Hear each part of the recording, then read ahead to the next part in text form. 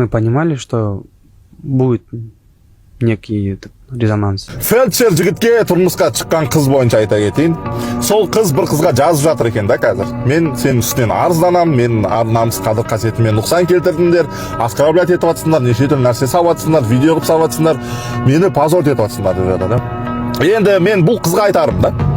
Егер де сен бұл нәрсені қаламасаңдар, неге той жасайсыңдар? Неге оны әлеуметтік жерге шығарасыңдар? Сендер онда, значит, бұл нәрсені білдіңдер да? Сендерге, значит, хайп керек болды деген нәрсе да? Либо бізді ешкім менсінбейді, бізді ешкім еш нәрсе сөз қылмайды деп ойлап қалдыңдар. Бірақ Ұлдана Батыр қызымызды біз жағдайын білеміз, қалай болғанын, не болғанын, осы өмірден қалай өткенін деген сияқты. Оның барлығын білеміз да? Сендер осы нәрсеге дайын болдыңдар ғой. Не дайын болу керек едіңдер да? Либо тупо ойладыңдар, вообще мисыз ойлап қойдыңдар да. Сендер бұл жақта кінәлі қазақ ел емес, өздерің кінәсіңдер. Егер нормальный шешкілерің келсе, алған ақшаны ата-анасына беріп, как положено алдынан өтіп, сөйтіп өтетін болсаңдар, қазақ елі сендерді наоборот қоштайтын еді да. Дұрыс, мыналардың істегендері дұрыс болды, молодцы, дұрыс, әр адам бақытты болуға лайықты деп четко шығарып салатын еді да. Бұндай артық әңгіме айтпас еді да. Мынаяқта не ата-анасына ақша берілмеген, тағы да басқа жаңа пенсионкасындағы ақшаны алып алған деген нәрселер шығып жатыр да. Неше түрлісін көріп жатырмыз оның барлығын. Ол дұрыс емес, конечно. Оның барлығын көргеннен кейін не істейді қазақ елі?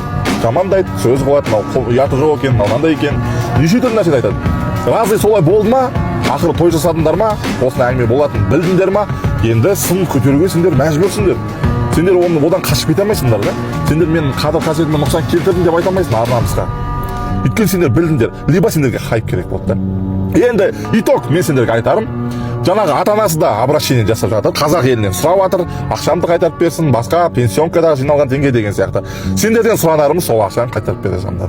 Болмаса қайтарып бермейтін болсыңдар, айтыңдар.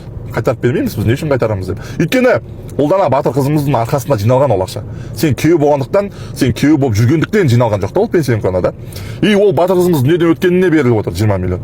Сенің бір керемет, бір әдемі болып жүргеніне емес та бауыр.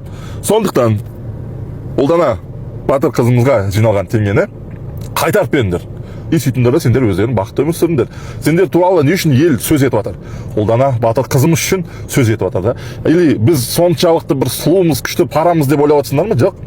Ол үшін сендерді сөз қылып жатқан жоқ. Батыр қызымызға сендердің жасаған надандықтарына, көптеген адамдардың іштері күйіп, осылай жасап жатыр достар. Сондықтан ақшаны кері қайтарып беріңіздер. Жақсы, аман, сау болыңыздар. Мен Мырзоған Ұлдана Қалдырханқызының анасы Сәлима Ешанқұлқызы. Көпшіліктің сұрауы бойынша алдарыңызға шығып отырмын. Әділеттің бүгінгі іс-әрекеті бойынша алдарыңыздан өтті ме деп жатыр. Көпшіліктің сұрауы. Жоқ, алдымыздан өткен жоқ. Ата-анасы да үлкендері де алдымыздан өткен жоқ. Және тағы айта кететін жағдай, қызының тергеуі болып жатыр. Әділет жәбірленуші ретінде танылған. Енді бұл жәбірленуші ретінде бас тартқанын қалаймын. Және көпшіліктің сұрауы бойынша қызымның алған өзінің маңдай терімен алған көлігі болатын, және атындағы 17 жасынан жинақталған зейнет қорында ақшасы болатын. Заң талабына сәйкес зейнет қордағы ақшасын әділетке берілді, машинасы ата-анасына қалдырылды. 22 шілдеден бастап біздің өзіміздің атымызға аударылды. Осы уақытқа дейін 18 қарашадан кешегі шілденің 22-сіне дейін әділетте болды бұл машина. Анасы ретінде қызымның заңды мүдделерін қорғауға өз ниетімді білдіремін.